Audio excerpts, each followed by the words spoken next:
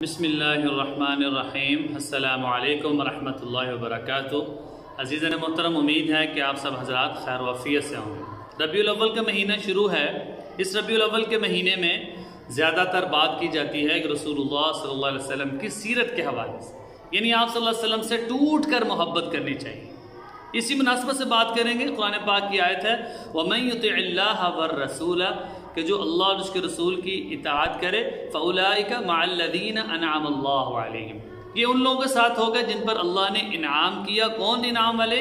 مِنَ النَّبِيِّينَ وَالصِّدِّيقِينَ وَالشُّهَدَاء وَالصَّالِحِينَ، کہ نبیوں کے ساتھ ہوں گے، شہداء کے ساتھ ہوں گے اور صالحین کے ساتھ۔ سب سے پہلی بات، رسول اللہ صلی اللہ علیہ وسلم سے کامل محبت کی ایمان کا جز ہے۔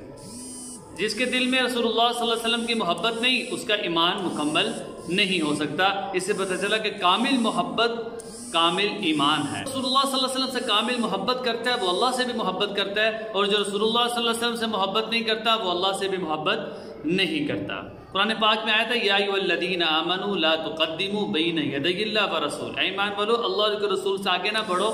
یعنی اس کا مطلب کیا ہے کہ محبت میں اللہ اور اس کے رسول سے سب سے زیادہ محبت کرو۔ اب محبت کا معیار کیا ہے، کس اعتبار سے محبت ہونی چاہیے؟ سب سے پہلی چیز، محبت میں تعظیم، اطاعت، فرما برداری کی چیزیں ضروری ہیں۔ ایک آدمی دعوت تو محبت کا کرتا ہے لیکن تعظیم نہیں کرتا، اتباع نہیں کرتا، رسول اللہ صلی اللہ علیہ وسلم کی پیروی نہیں کرتا، تو اس کی محبت کامل نہیں ہو سکتی۔ دوسری چیز کہ جس کی محبت کرتے ہیں اس کی اتباع بھی ضروری ہے۔ ان المحب لمن یحب مطیع، آدمی جس سے محبت کرتا ہے اس کی بات کو مانتا ہے۔ اب جب رسول اللہ صلی اللہ علیہ وسلم سے محبت کا تقاضا اور دعویٰ ہے تو ضروری ہے کہ اتباع بھی کی جائے۔ یہ ہے کہ رسول اللہ صلی اللہ علیہ وسلم سے محبت اپنی مال اور جان اولاد سب سے زیادہ کرے۔ حضرت عمر رضی کی روایت ہے، فرماتے ہیں کہ رسول اللہ صلی اللہ علیہ وسلم میرا ہاتھ پکڑ کے جا رہے تھے، آپ نے پوچھا عمر تم مجھ سے کتنی محبت کرتے ہو؟ حضرت عمر نے کہا یا رسول اللہ ہر چیز سے زیادہ آپ سے محبت کرتا ہوں سوائے آپ اپنی جان کے۔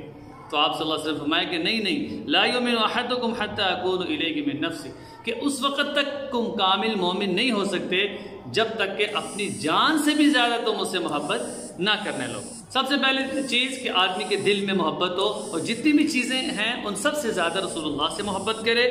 دوسری بات یہ ہے کہ آپ کی جو تعلیم ہے، آپ کی سیرت ہے، آپ کے فرامین ہیں، ان کو پڑھے اور ان پر عمل کرنے کی کوشش کرے۔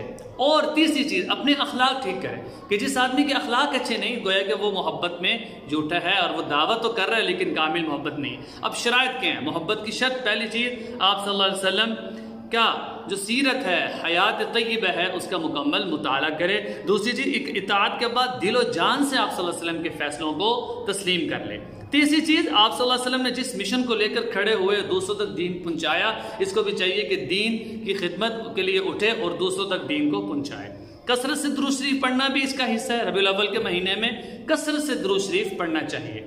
اسی طرح ایک صحابی ہے رسول اللہ میں اللہ سے بڑی محبت کرتا ہوں۔ آپ صلی اللہ علیہ وسلم نے فرمایا، قرآن کی آیت نازل ہوئی قُلْ إِن كُنتُمْ تُحِبُّونَ اللَّهَ فَاتَّبِعُونِي يُحْبِبْكُمُ اللَّهُ، کہ اللہ سے محبت چاہتے ہو اور دعویٰ بھی ہے تو میری پیروی کرو، اللہ خود بخود تم سے محبت کرنے لگے تھے۔ فوائد و ثمرات کیا ہیں کہ جو رسول اللہ سے محبت کرے گا جنت میں آپ صلی اللہ علیہ وسلم کا ساتھی ہوگا۔